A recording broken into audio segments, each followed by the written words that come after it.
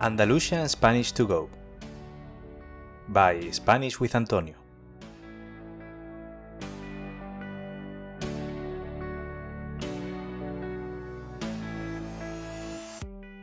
Hola a todos y a todas.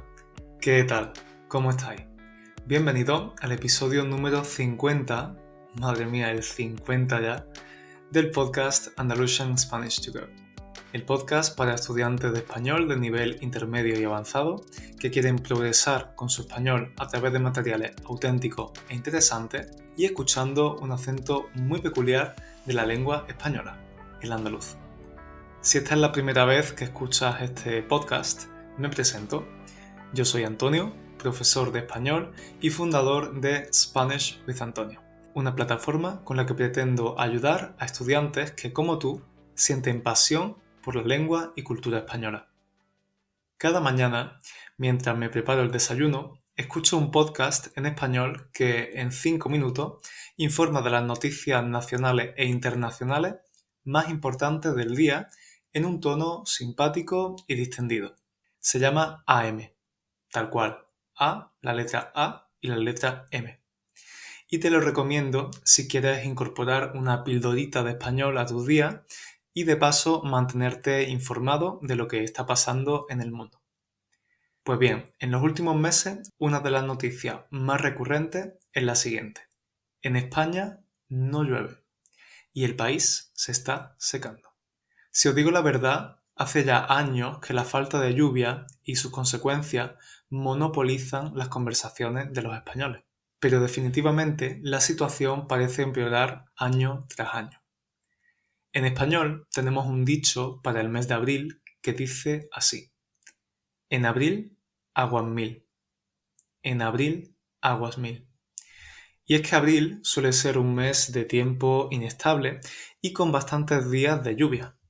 Y sin embargo, fijaos en cuánto está cambiando que el pasado mes de abril fue el más caluroso y seco del que se tienen registros. En el episodio de hoy quiero hablarte de este tema, de la sequía, y de cómo está afectando al país. Pero no quiero quedarme ahí, quiero ir más allá. ¿Es esto solamente una consecuencia del calentamiento global? ¿Cómo hemos llegado hasta este punto? ¿Somos responsables de ello? ¿Podríamos haber hecho algo para evitarlo? Y ahora que la estamos sufriendo, ¿qué podemos hacer ante esta situación? Quédate conmigo escuchando este episodio y reflexionemos juntos. Pero antes te recuerdo que puedes usar la transcripción más glosario de este episodio y de cada uno de los episodios de este podcast, que ya son nada más y nada menos que 50. Yo no me lo creo. Pero para sacarle el máximo partido a este contenido y aprender el doble con él, te recomiendo hacer dos cosas. Primero, escuchar el episodio sin la transcripción, pero de forma activa, lo que yo llamo una escucha consciente. Y después volverlo a escuchar mientras lees la transcripción. De esta forma, asimilará mucho mejor el contenido y retendrá más fácilmente el nuevo vocabulario o el vocabulario del glosario que yo he elegido para ti. Tienes el enlace para acceder a la transcripción en las notas de este episodio. Y ahora, vamos allá. Empezamos. Uno de los principales atractivos de España es sin duda su envidiable clima, especialmente el de las zonas mediterráneas del país. Este clima se viene usando como reclamo turístico desde los años 60 y 70, cuando España comenzó a construir esa imagen de país vacacional, hasta el punto de que a día de hoy, en 2023, España se posiciona en el top 3 de países más turísticos del mundo, junto con Francia y México. Por cierto, de cómo España se ha convertido en un país tan extremadamente turístico, te hablo en el episodio 35 del podcast. Échale un ojo cuando termines de escuchar este. Pero volviendo a este fantástico clima nacional. Es verdad que ciudades como Valencia, en el Levante español, o Málaga, mi propia ciudad, son conocidas por sus temperaturas cálidas y pocos días de lluvia la mayor parte del año. Para que os hagáis una idea, Estas dos ciudades tienen nada más y nada menos que 300 días de sol al año. Sí, 300 días de sol. Pero no son las únicas. En general, toda la costa mediterránea de España y muchas partes del centro peninsular tienen un porcentaje muy alto de días de sol. Y no hablo de las Islas Canarias porque ahí tienen un clima subtropical que es muy diferente. Y un clima tan cálido y soleado evidentemente moldea el paisaje de estas partes de España, donde los colores que predominan la mayor parte del año son el marrón o el amarillo. ¿Quieres comprobar esto tú mismo? Pues no tienes ni que venir a España. Mira, coge tu móvil o tu ordenador, abre Google Maps y sitúate en España en el modo tierra, es decir, esa modalidad de Google Maps con la que puedes ver el mapa como si fuera una foto, pero desde arriba. Venga, te doy un momento.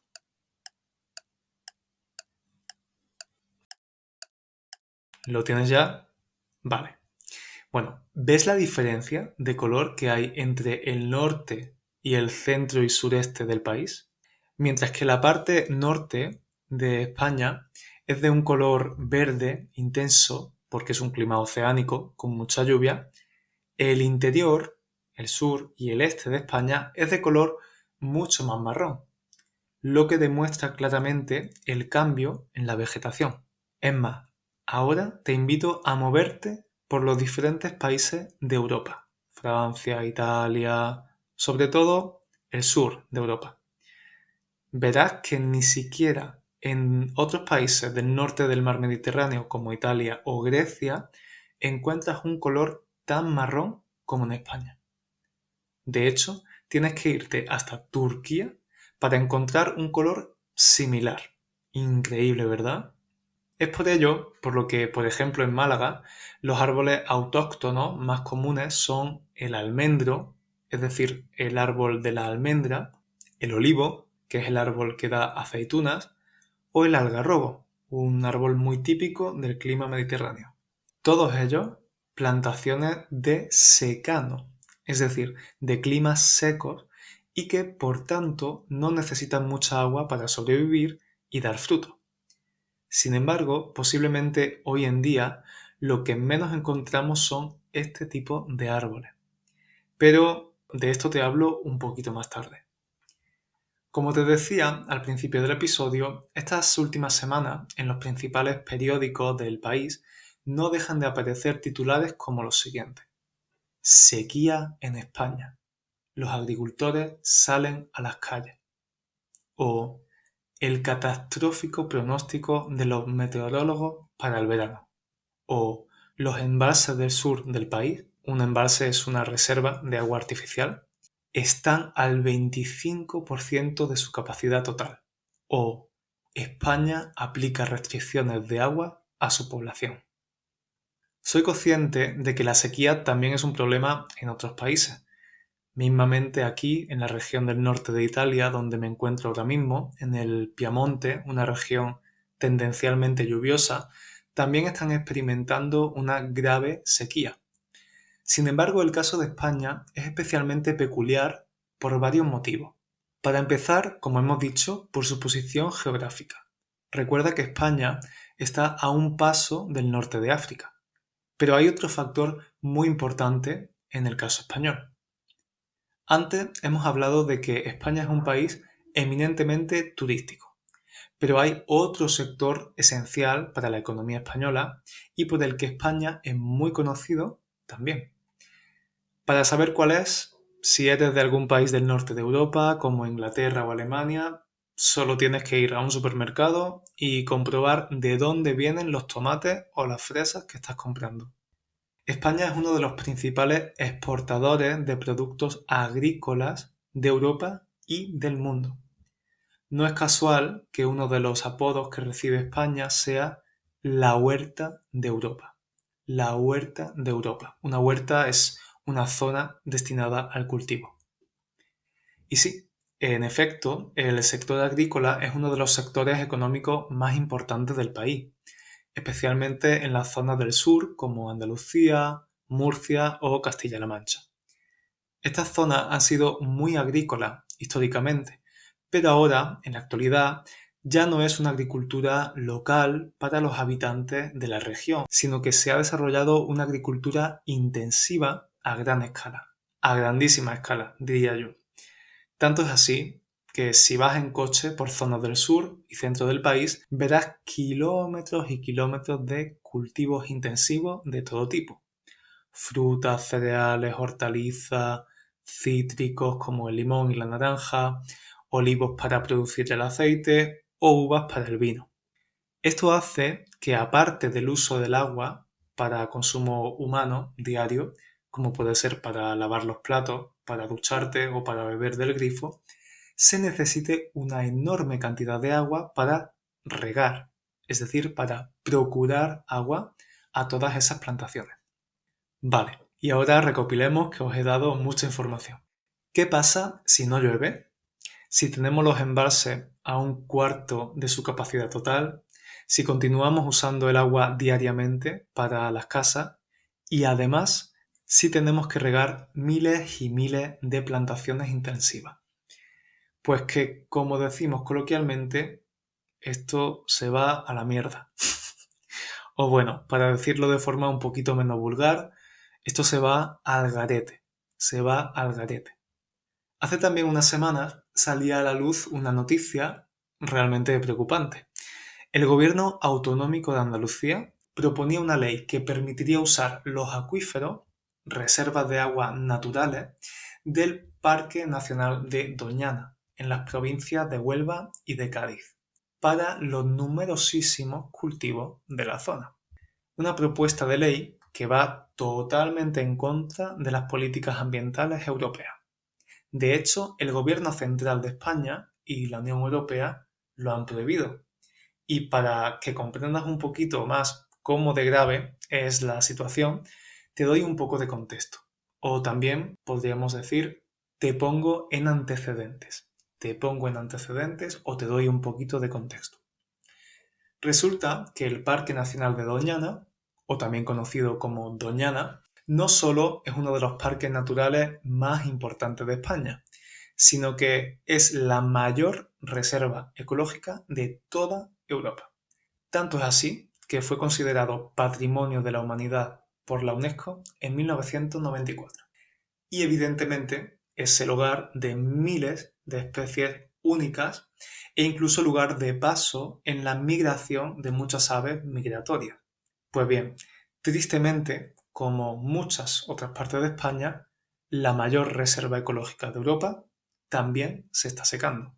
Cada vez tiene menos agua y esto está afectando a todo el ecosistema que lo rodea, que es enorme. Bueno, pues aún así, hay a quien se le ocurre, es decir, todavía hay gente, y con gente digo claramente dirigentes, que consideran la idea de usar su agua para la agricultura. Básicamente que anteponen, que priorizan el beneficio económico a la protección de estos tesoros naturales. Por cierto, hago un paréntesis. Si el episodio está siendo demasiado difícil para ti o si hay palabras que no conoces y quieres enterarte de todo, te recomiendo que te ayudes de la transcripción. Así será mucho más sencillo y por eso la ofrezco. Recuerda que está en las notas del episodio. Y ahora sigo. Quería simplemente asegurarme de que puedes seguirme bien. Antes hablábamos de que muchas partes meridionales, es decir, del sur y también del centro de España, están llenas de vegetación de secano. ¿Recuerdas? Es decir, que necesita poca agua. Pues bien, en la última década, en mi región de Málaga, una región llamada la Axarquía, está ocurriendo algo muy problemático medioambientalmente. Y es precisamente una de las cosas de las que más hablo con mis padres y amigos de la región, porque nos toca de cerca.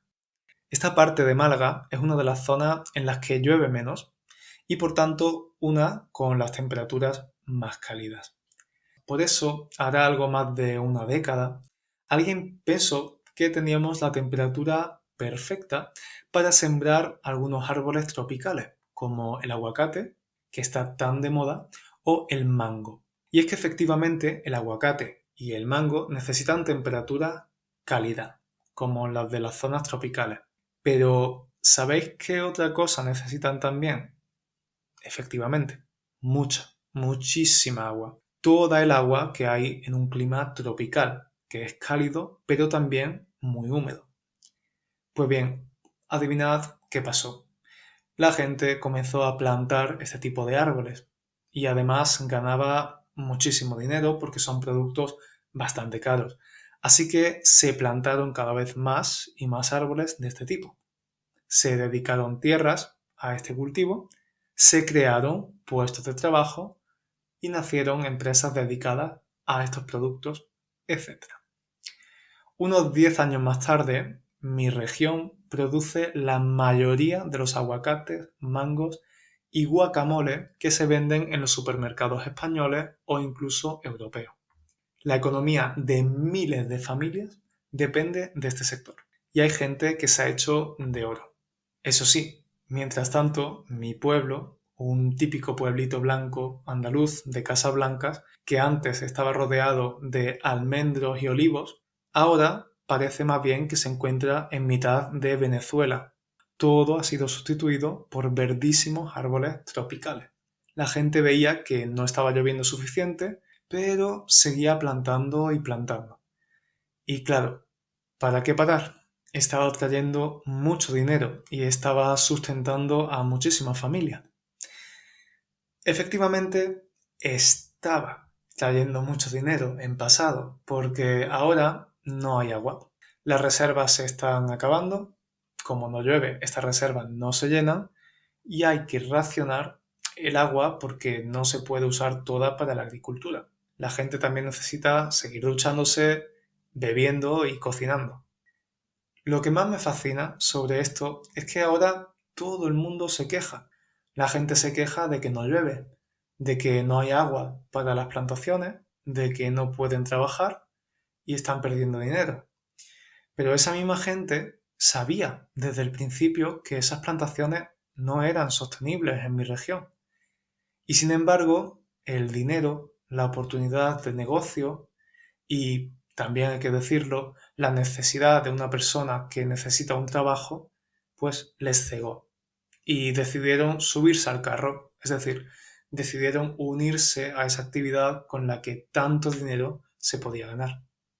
Y llegados a este punto, yo me pregunto, ¿hasta qué punto está el ser humano dispuesto a dañar su entorno e incluso, en última instancia, dañarse a sí mismo con tal de sacar un beneficio económico? Evidentemente hay muchos factores que influyen en problemas medioambientales como este. Y por supuesto no hay un solo culpable. De hecho, podríamos preguntarnos, ¿hay verdaderamente un responsable? Pero existe una tendencia en España a culpar a los gobernantes, a los políticos. Son ellos los que lo hacen todo mal. Son ellos los causantes de los problemas sociales y económicos de un país o de una región. Y sí, por ejemplo, en el caso de mi región, debería haber habido una evaluación del impacto ecológico que tendría plantar esos árboles en la región, por supuesto. Pero, ¿acaso no sabía el pequeño agricultor de la zona que esos árboles necesitaban litros y litros de agua al día para crecer? ¿Acaso no veíamos que ya hace 10 años o incluso más comenzábamos a tener problemas de sequía? Por eso no me queda otra que preguntarme, ¿es que nadie vio venir el problema? ¿O es que no quisimos ver lo que podía ocurrir porque en ese momento nos estábamos beneficiando de ello y preferimos fingir que no pasaba nada? Hay un dicho en español que dice, pan para hoy y hambre para mañana. Repito, pan para hoy y hambre para mañana. Y eso es precisamente lo que nos está pasando en muchos aspectos relacionados con la ecología. Como tenemos pan que comer hoy, no pensamos en el hambre que pasaremos mañana. Si habéis escuchado el episodio 43 del podcast, ya sabéis que yo creo firmemente en la responsabilidad individual, en que todos podemos generar un cambio con nuestras acciones, por pequeñas que éstas sean. No me parece lógico culpar siempre a los políticos, a las grandes empresas o a cualquier persona con dinero y poder. En mi opinión, todo lo que ocurre en el mundo, tanto lo bueno como lo malo, es un reflejo de la actitud y las acciones colectivas. Y por eso creo firmemente que cualquier acción, por pequeña que sea, tendrá un impacto y provocará un cambio. No tanto por esa pequeña acción en sí, pongamos no pasar mucho tiempo en la ducha, sino porque seguramente inspiraremos a otras personas, de modo que ya no será una acción aislada, sino la suma de las acciones de muchas personitas que juntas acelerarán el cambio. Por eso quiero terminar este episodio dando algunas ideas de hábitos y pequeñas acciones que creo que todos podemos incorporar y así poner nuestro granito de arena en la lucha contra problemas ecológicos como el de la sequía. Muchas parecerán obvias, pero no importa lo obvio que es si no lo ponemos en práctica luego. Así que allá voy. La primera, en lugar de bañarte, date una ducha. Y una vez en la ducha, limítala al menor tiempo posible. Solo 5 minutos de ducha equivalen a 100 litros de agua. 100 litros. Si bebes 2 litros de agua al día, podrías beber agua 50 días con esos 5 minutos de ducha. Número 2. También en la ducha, y especialmente en invierno, recoge en un cubo toda el agua fría que se tira antes de que salga el agua caliente. Número 3. Si tienes la suerte de tener un lavavajillas, llénalo al máximo y úsalo para lavar tus platos, vasos y otros utensilios de cocina. Un lavado en lavavajillas gasta muchísima menos agua de lo que se gasta lavando a mano. 4. Si eres un amante de las plantas, siembra plantas autóctonas de tu región. Así la planta sobrevivirá en el clima de donde vives y no tendrás que regarla de más. Número 5. Si tienes un jardín, recoge el agua de la lluvia en cualquier recipiente que tengas, desde un cubo a una olla o un Tupperware o fiambrera grande, y usa ese agua luego en casa. 6. Infórmate de dónde puedes tirar el aceite y otros residuos líquidos diferentes al agua. Si los tiras por el fregadero, irán a parar al mar, donde contaminarán ese agua. Número 7. Cierra el grifo siempre que no lo necesites abierto. Mientras te cepillas los dientes, mientras te peinas, mientras lavas los platos o mientras te afeitas. Piensa que esas acciones se realizan casi todas cada día y tú decides si diariamente quieres dejar un impacto positivo o negativo. Número 8. Usa el mismo vaso de agua, preferiblemente uno grande, durante todo el día. Así reducirás el número de vajillas que tienes que lavar. Número 9. Reduce tu consumo de carne. Y sí, esto es una de las cosas más importantes y tenemos que comenzar a concienciarnos y a tomarlo en serio.